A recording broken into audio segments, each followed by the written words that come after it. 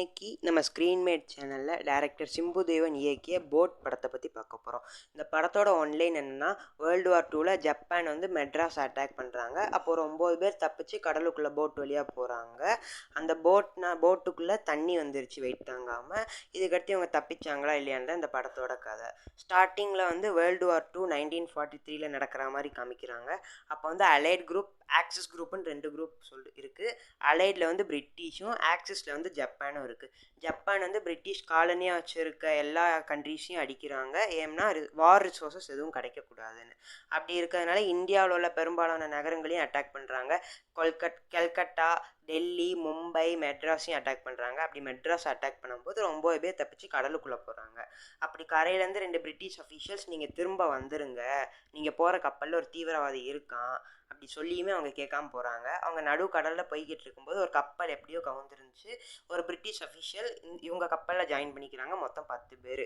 இப்போ அந்த தீவிரவாதி யார், இவங்க தப்பிச்சாங்களா இல்லையா, யார் யாருக்கு என்ன ஆச்சுன்னு இந்த படத்தோட மிச்ச கதை. கேஸ்டிங்கை பொறுத்த வரைக்கும் எல்லாம் ரொம்ப நல்லாவே நடிச்சிருந்தாங்க. முக்கியமாக யோகி பாபுவும் எம்எஸ் பாஸ்கரும் ரொம்ப நல்லாவே நடிச்சிருந்தாங்க.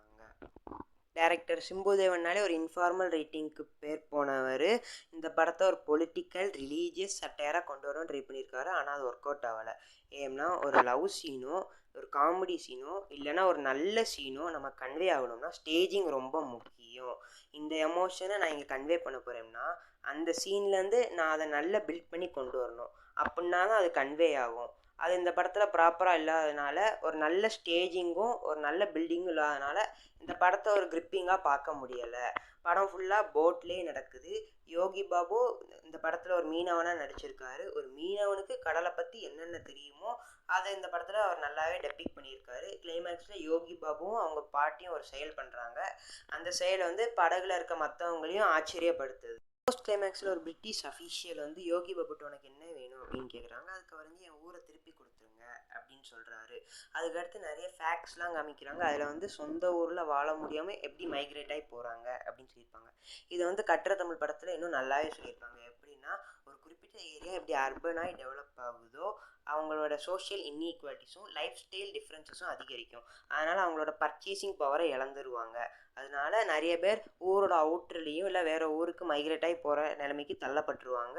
அதைத்தான் இந்த படம் நல்லாவே கன்வே பண்ணியிருக்கு. ஒரு ப்ராப்பர் எமோஷன் கன்வே ஆகாதனால இந்த படத்தை ஒரு கிரிப்பிங்காக பார்க்க முடியல. இது ஒரு ஆவரேஜ் வாட்ச் தான். ஃப்ரீயாக இருந்தீங்க இந்த படத்தை ஒர்க்கை தேட்டரில் போய் பார்க்கலாம்.